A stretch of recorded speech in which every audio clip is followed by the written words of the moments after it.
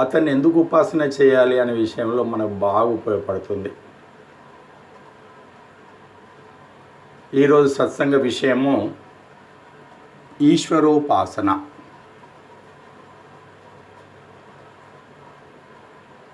అందరికీ ఇష్టమైనటువంటి సబ్జెక్టే. ఈశ్వరోపాసన చేయాలని శ్రద్ధ ఉంది, చేయాలని ఉంది. కానీ ఈశ్వరోపాసన చేయాలి అంటే ఈశ్వరోపాసన గురించి తెలియడం చాలా అవసరం. ఒక విషయాన్ని మనం తెలుసుకున్నప్పుడు దాన్ని చక్కగా చేయగలుగుతాం. మనకు సగమే తెలిస్తే సగమే చేస్తాం, పూర్తిగా తెలిస్తే పూర్తిగా చేస్తాం. కాబట్టి ఆ విషయమే మనం అనుకుందాం. ఈశ్వరోపాసన అనే అంశము చిన్న అంశం కాదది.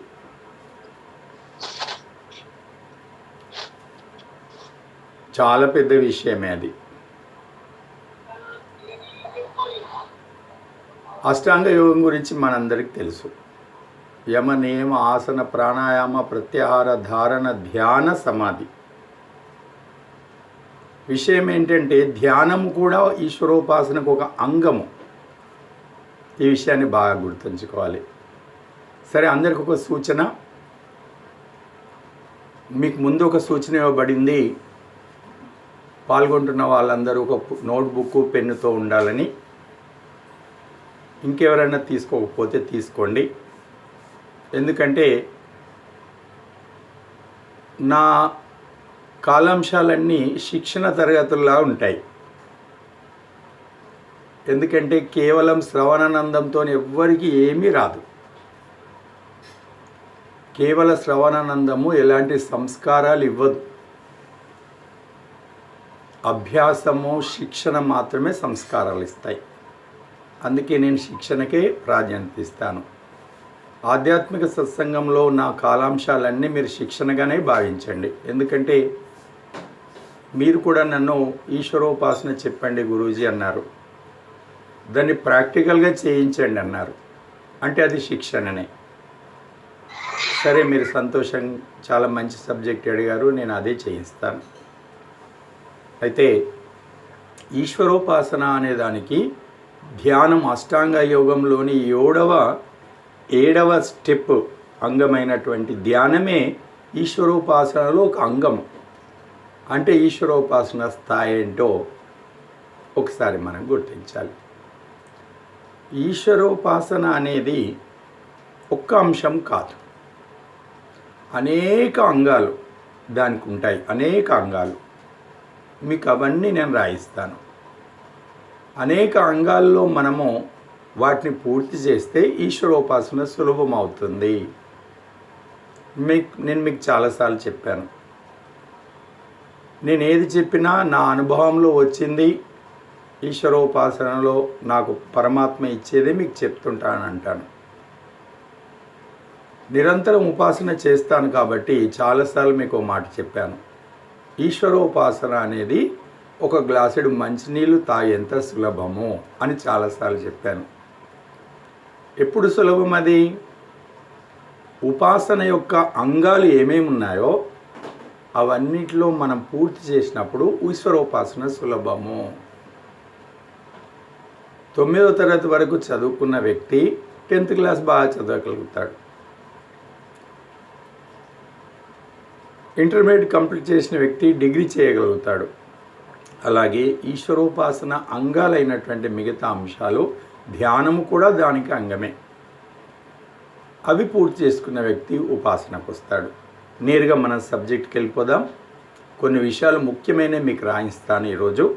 ఆ తర్వాత వాటి గురించి నేను మీకు వివరిస్తాను. ఒకసారి నోట్బుక్, పెన్ను తీసుకొని ఇప్పుడు నేను చెప్పేటి రాయండి. ఈరోజు మన కాలాంశంలో ఈ సబ్ హెడ్డింగ్ ఏంటంటే ఈశ్వరోపాసన అనగా ఏమిటి? ఈ అంశం గురించి మీకు ఈరోజు నేను కొన్ని పాయింట్స్ రాయిస్తాను. ఈశ్వరోపాసన అనగా ఏమిటి అనే హెడ్డింగ్ రాయండి. దీని గురించి మీకు ఒక 5 పాయింట్స్ రాయిస్తాను. సమగ్రంగా మనకు అర్థం కావాలి కాబట్టి ఒక 5 పాయింట్స్ మీకు రాయిస్తాను. ఈశ్వరోపాసన అనగా ఏమిటి? దీంట్లో మొదటి పాయింట్ రాయండి. ఫస్ట్ పాయింట్ చెప్తున్నాను. ఈశ్వరోపాసన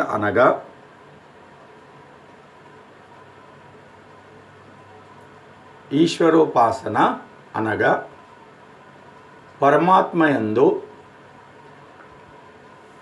పరమాత్మయందు మనసును మగ్నము చేసి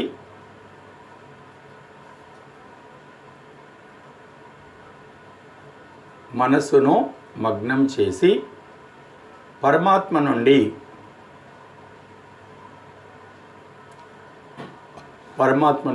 ఆనందమును,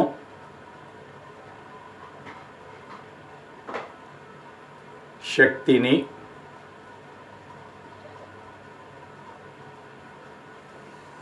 జ్ఞానము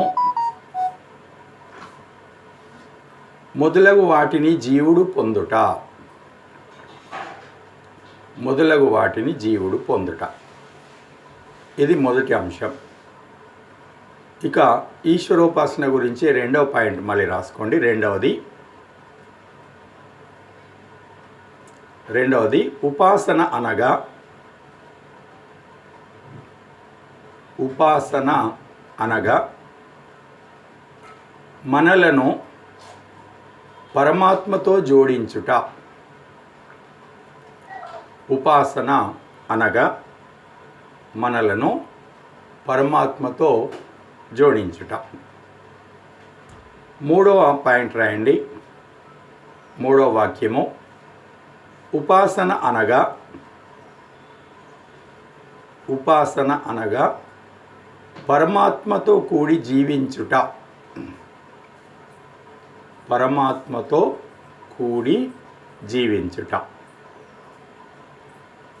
నాలుగవ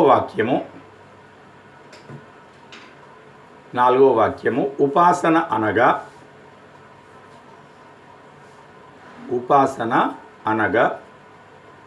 పరమాత్మ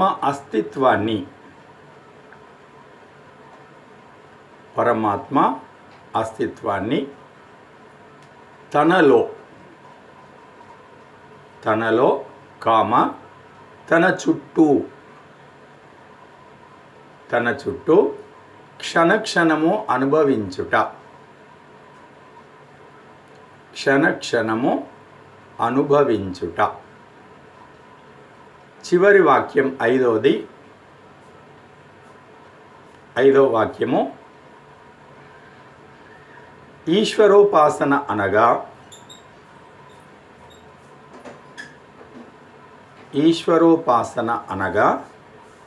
ఈశ్వరునికి దగ్గరగుట.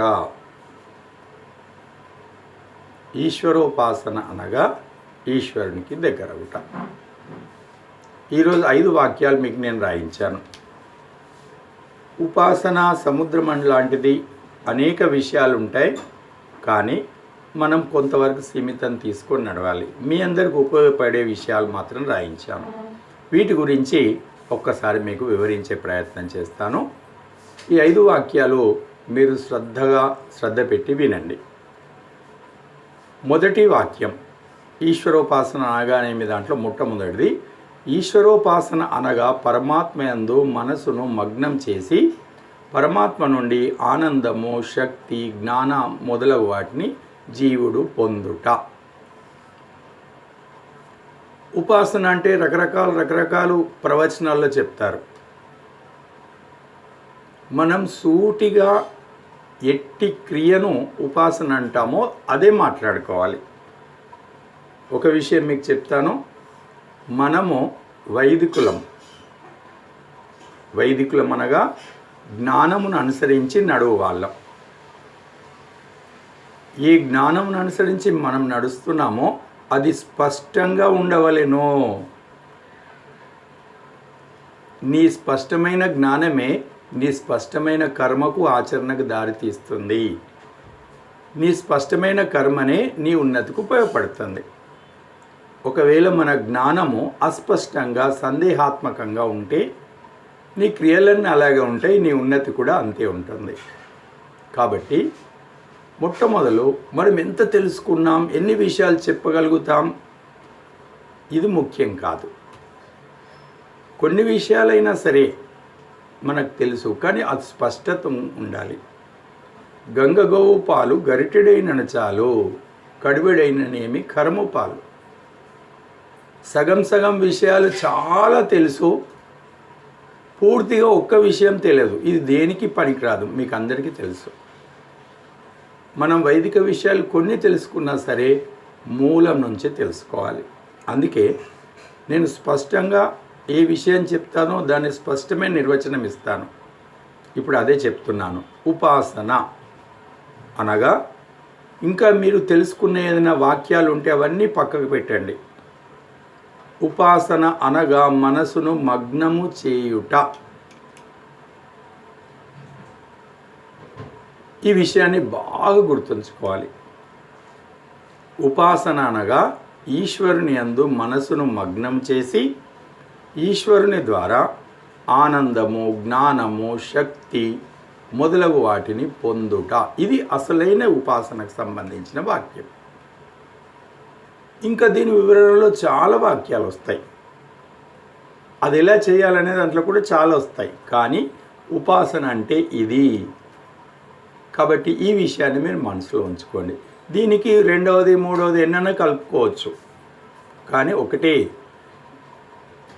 ఉపాసన అనగా ఈశ్వరుని యందు మనసును మగ్నము చేసి ఈశ్వరుని నుండి ఆనందము, శక్తి, జ్ఞానము మొదలగు వాటిని జీవుడు పొందుట. ఈ విషయాన్ని జ్ఞాపకం ఉంచుకోవాలి. ఇక రెండవ వాక్యం చూడండి ఒకసారి. రెండవ వాక్యం ఉంది, ఉపాసన అనగా మనలను పరమాత్మతో జోడించుకొనుట.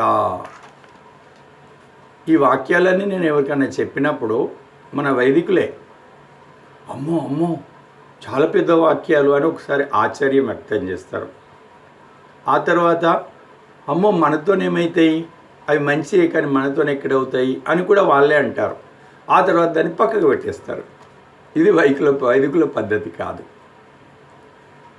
ఇది అవసరమో అని భౌతిక విషయం ఏదైనా భౌతిక అంశం మనకు అనిపిస్తే దాన్ని సాధించేదాకా వెంట పడతాం. అలాగే వైదిక విషయాల్లో కూడా అంతే ఉండాలి మనం. అది అవసరమే కానీ అది పెద్దది నాతోనే ఎక్కడవుతుంది అని వదిలిపెట్టకూడదు. మీకు చిన్న విషయం చెప్తాను. చాలామంది ప్రజలు, మన వైదికులు కూడా చాలామంది ఎలా ఉంటారంటే వైదిక అంశాల్లో పెద్ద పెద్ద వాటన్నిటిని ఇది పెద్దది అని వదిలిపెడతారు. పెద్ద పెద్ద వాటన్నింటినీ ఇది పెద్దది, ఎవరో పండితులు లేకపోతే ఎవరో యోగులు చేయాల్సిందే అని అట్లా వదిలేస్తారు. పోనీ మిగతావి పట్టుకుంటారా అంటే అది కూడా ఎలా చేస్తారో చెప్తాను. చిన్న చిన్న వాటినన్నీ చాలా చులకనగా చూసి వైదిక అంశాల్లో చిన్న చిన్నవి, ఇవి చిన్నవి అని వదిలేస్తారు. ఇక వాళ్ళకి మిగిలింది ఏముంటుంది? అందుకని ఇట్టి అశ్రద్ధ ఎప్పుడు మనకు ఉండకూడదు. నీవు ఆత్మవు, నీ ఆత్మ సామర్థ్యం అమోఘమైంది. ఎంత పెద్దదైనా నీ ఆత్మ సామర్థ్యం కన్నా పెద్దవి ఏముంటుంది? ఏ విషయాలు ఉంటాయి? నీవు ఆత్మ సామర్థ్యంతో పెద్ద సామ్రాజ్యాన్ని నువ్వు చేసుకోగలుగుతావు. ఆ పరమాత్మ ఒక్కడే నీకన్నా పెద్ద. మిగతా అన్నీ నీవు సాధించగలిగిందే ఉంటాయి. కాబట్టి ఈశ్వరోపాసన అనగా పరమాత్మను మనతో జోడించుకొనుట. ఇది బాగానే అనిపిస్తుంది అందరికీ, కానీ సాధ్యమా అని కూడా ఒక ప్రశ్న వస్తుంది. మీ అందరికీ నేను ధైర్యంగా చెప్తున్నది సాధ్యమే. ఎందుకు తెలుసా? ఇది కొత్తగా మనం చేయాల్సింది ఏమీ లేదు, ఎందుకంటే అతనితో జోడింపబడే ఉన్నాం మనం. ఈ విషయాన్ని జ్ఞాపకం చేసుకోండి. ఇట్టి ఎరకలోకి రండి. ఎందుకు తెలుసా? ద్వా సుపర్ణ సయుజా సఖాయ.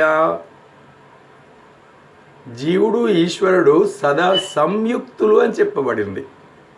దాన్ని మర్చిపోవట్లా మనము అవిద్యలో వెళ్ళిపోతున్నాం. అబ్బా ఇది సాధ్యమా అని అంటాం. అది నిత్యం ఉన్న అంశమే. ఓ జీవుడా, నీవు ఈశ్వరునితో సదా సంయుక్తుడై ఉన్నావు, అతనితో కలిసే ఉన్నావు. అవిద్య వల్ల దీన్ని గుర్తించక మనం లోకంతో కలుపుకొని ఉంటున్నాం. ఇప్పుడేం చేయాలి? ఉపాసకుడు లోకాన్ని కలుపుకోవడం అనేది ఎంత అవసరమో అంతే ఉండి 24 గంటలు ఈశ్వరుని కలుపుకోవడం అనేది ఇటువైపు రావాలి. అందుకే ఈ కాలాంశం. కాబట్టి ఉపాసన అంటే ఈశ్వరునితో మనల్ని జోడించుకొనుట. ఇది సాధ్యమా? చాలా సాధ్యం. ముందు ముందు ఉపాసనలోని అంగాలు ఒకటొకటి మీకు చెప్తూ అవి ప్రాక్టికల్గా చేయిస్తూ ఎలా ఆ ప్రభువును మనతో జోడించుకోవాలి. ఆల్రెడీ జోడించబడి ఉన్నాం కానీ మర్చిపోయాం. మళ్ళీ ఆ ఎరుకలోకి ఎలా రావాలి మీకు ముందు ముందు చూపిస్తాను నేను. ఇక 3వ వాక్యం చూడండి. ఉపాసన అనగా పరమాత్మతో కూడి జీవించుట. ఇది కూడా బాగానే ఉంటుంది వినటానికి. కొందరికి అనిపిస్తుంది, ఓహో ఋషులు అలాగే జీవించేవాళ్ళు, యోగులు అలాగే జీవించేవాళ్ళు, కానీ మాతో ఎక్కడవుతుంది? ఆ విషయాన్ని పక్కకి పెట్టాలి. అవుతుంది. యద్భావం తద్భవతి. నీ సంకల్ప శక్తి పెద్దది. కాబట్టి ఈశ్వరునితో కూడి జీవించుట అసలు నిజమైన జీవితమే అది మనది. అయితే కొందరికి ఒక ప్రశ్న వస్తుంది వెంటనే, ఈశ్వరునితో కూడి జీవించడం మన అభ్యాసం చేస్తే కుటుంబానికి దూరం అవుతామేమో వెంటనే అడుగుతారు. కొత్తోళ్ళు కాదు, మన వైదికుల్లో పాతోళ్ళు కూడా అడుగుతారు. అది తప్పు తప్పు తప్పు. ఈశ్వరుడితో కూడి జీవించడం నేర్చుకున్న వ్యక్తి తన కుటుంబంతో ఇంకా సమర్థవంతంగా జీవిస్తాడు.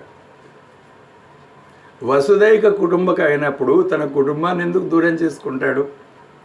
కాబట్టి ఈశ్వరయుక్తంగా జీవిస్తున్న వ్యక్తి ఇంకా యోగ్యంగా తన భార్య, పిల్లలు, బంధువులతో జీవిస్తాడు.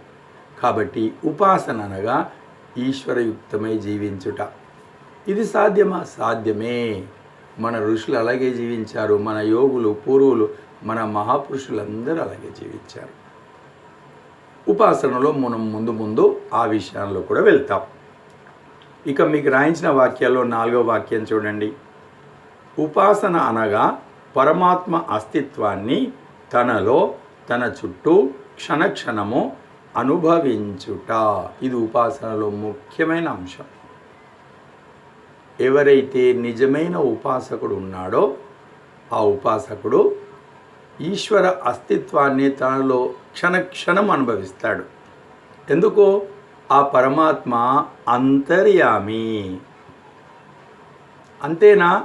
అంతేకాదు, జీవాత్మలకు ఆత్మ పరమాత్మ. ఈ విషయాన్ని మర్చిపోయి అనేక తప్పులు మనం చేస్తాం. జీవాత్మలమైన మనకు పరమాత్మ ఆత్మ అంటే ఆత్మకు ఒక ఆత్మ ఉంది. మన అందరికీ ఆధారం మన ఆత్మ. కానీ ఈ ఆత్మ ఒంటరిగా లేదు. ఈ ఆత్మకు మరొక ఆత్మ లోపల ఉంది. ఆ లోపల ఆత్మనే పరమాత్మ. కాబట్టి జ్ఞాని నా ఆత్మకు పరమాత్మ ఉన్నాడు కాబట్టి అతడు ఉపాసిస్తూ పరమాత్మ అస్తిత్వాన్ని తనలో గుర్తించి క్షణక్షణము పరమాత్మ యొక్క అస్తిత్వాన్ని అనుభూతి పొందుతాడు. ప్రత్యక్ష అనుభూతి.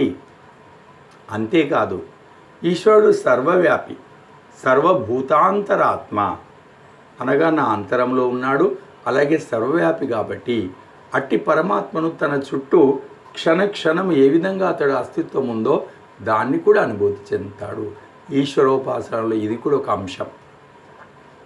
ఇలా ఉపాసకుడు పరమాత్మ అస్తిత్వాన్ని తనలో క్షణక్షణము అనుభూతి చెందుట, దర్శించుకొనుట, అలాగే తన చుట్టూ ఉన్నటువంటి సర్వవ్యాపి పరమాత్మను కూడా అస్తిత్వాన్ని దర్శించుకొనుట, అనుభూతి చెందుట, ఇది కూడా ఉపాసనలో ఒక భాగమే. ఇక చివరి వాక్యం 5, ఉపాసన అనగా పరమాత్మకు దగ్గరగుట. ఇది సాధారణంగా అన్ని పుస్తకాల్లో వ్రాయబడుతుంది. ఆసన, సమీపించుట, సమీపంగా కూర్చుండుట అనే వాక్యాలు చాలాసార్లు చెప్పబడతాయి. ఉపాసన అనగా పరమాత్మకు దగ్గరగుట, పరమాత్మకు దగ్గరగుట. ఈ విషయాన్ని లోతుగా వెళ్తే ఒక ప్రశ్న వస్తుంది. దేనికైనా మనం ఎప్పుడు దగ్గర అవుతాం? ఒకసారి దూరం అయితే. మరి పరమాత్మకి ఎప్పుడు దూరమైనాం మనం అనే ప్రశ్న వస్తుంది. నిజంగా దూరమైనామా? జ్ఞానంతో చూస్తే దూరం కాలేదు. మరి ఎట్లా దూరమైనాం? మనము అవిద్య వల్ల దూరమైనాం, అజ్ఞానం వల్ల దూరమైనాం. అవిద్య, అజ్ఞానము. ఈ అవిద్య అనేది ఏంటిది? అతడు పరమాత్మ ఉన్నాడు అని మనకు గుర్తు లేకపోవుట. అది ఎప్పుడో మర్చిపోయినాం మనం. అవిద్య, నా విద్య, తెలుసుకునలేకపోవుట. పరమాత్మ మనయందే ఉన్నాడు, నాయందే ఉన్నాడు అనే విషయాన్ని ఎప్పుడో మర్చిపోవడం వల్ల, బ్రహ్మ జ్ఞానం వల్ల పరమాత్మ ఆ గుట్ట మీద ఈ గుట్ట మీద ఒక్కడు ఆకాశంలో ఉంటాడని అనుకోవడం వల్ల పరమాత్మను నేను సమీపించాల్సిందే అని జీవుడు భ్రమపడుతుంటాడు. కానీ పరమాత్మ తనయందే ఉన్నాడు అనేటువంటి స్పష్టమైన జ్ఞానం ద్వారా మాత్రమే అతడు తెలుసుకుంటాడు. ఈ రకంగా పరమాత్మను మనము సమీపించుట, పరమాత్మను చేరుకొనుట, సమీపించుట అనేది కూడా ఉపాసనలో. ఇక ఇది మొట్టమొదలు మనం పరమాత్మను సమీపించాలి. ఈ 5వ వాక్యం మొట్టమొదటిది.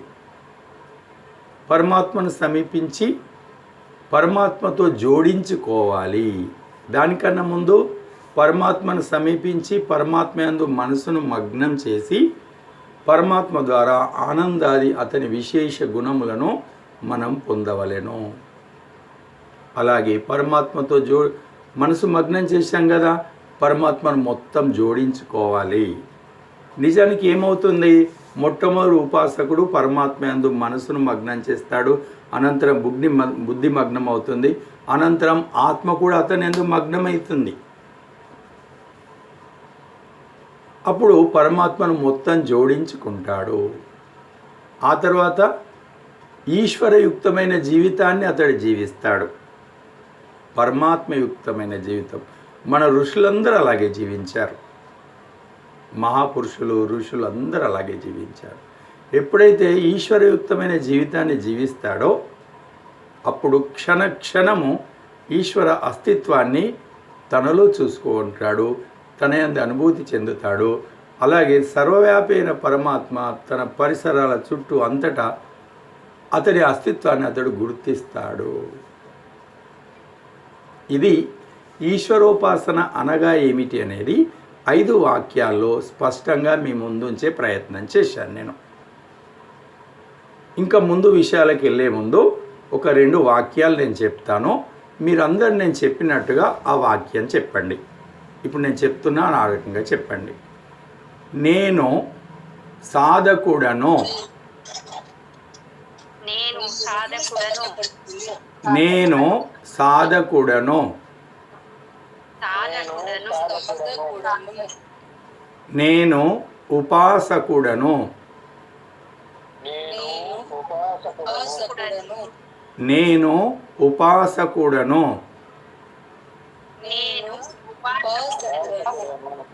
సాధకులారా, మీ అందరికీ ఈ 2 మంత్రాలు నేను ఇస్తున్నాను. ఇవి మంత్రాలుగా భావించండి. మనం ఎప్పుడైతే మనల్ని మనము నేను సాధకుడను, నేను ఉపాసకుడను అని గుర్తించుకుంటామో అప్పుడు మాత్రమే ఉపాసన చేయగలుగుతాము, లేకుంటే ఉపాసన చేయలేము. మనల్ని మనము సాధకుడుగా, ఉపాసకుడుగా గుర్తించుకోకుండా ఉపాసన చేయలేము. ఇది సత్యము. మీరు ఆత్మనిరీక్షణ అలవాటు ఉంటే ఒకసారి ఆత్మనిరీక్షణలో ఇది గుర్తించండి. ఒక్కోసారి ఉపాసన ఎందుకు చేయలేకపోతున్నాను, ఇది గిట కారణమా? ఒకసారి ప్రశ్నించుకోండి, మీకు స్పష్టంగా తెలుస్తుంది. ఎందుకంటే యద్భావం తద్భవతి. నిన్ను నీవు ఎలా భావించుకుంటున్నావో అలాగే నీవు నిర్మాణం అవుతావు. మరి నిన్ను నీవు ఉపాసకుడిగా భావించుకోకుండా ఉపాసన ఎలా వస్తుంది నీకు? రాదు. ఎందుకంటే ఇతరమైన బంధనాలు అక్కడ సిద్ధంగా ఉన్నాయి. అవి ఇటు సైడ్ రానివ్వు. ఏమున్నవి? మనం అనుకుంటాం, నేను ఒక వ్యాపారిని, నేను ఒక తండ్రిని, నేను ఒక తల్లిని, నేను ఒక సోదరుణ్ణి, నేను పలానా చోట ఒక అధ్యక్షుణ్ణి, నేను పలానా చోట ఒకరికి ఇది ఒకరికి, ఇవన్నీ పాత్రలు మన నిత్య జీవితంలో కర్తవ్యములు కాబట్టి ఆయా పాత్రలను గుర్తించుకొని జీవిస్తున్నాము. కాబట్టి నేను పలానా అనేదాన్ని గట్టిగా జోడించుకున్నాం. అవి అలాగే ఉంచుకొని ఉపాసన చేస్తాం. మన మనసు వాటిని భావించి ఉన్నది కాబట్టి ఉపాసనలోకి రావడం అక్కడ కష్టం అవుతుంది. నేను అవన్నీ అనుకోవడం తప్పు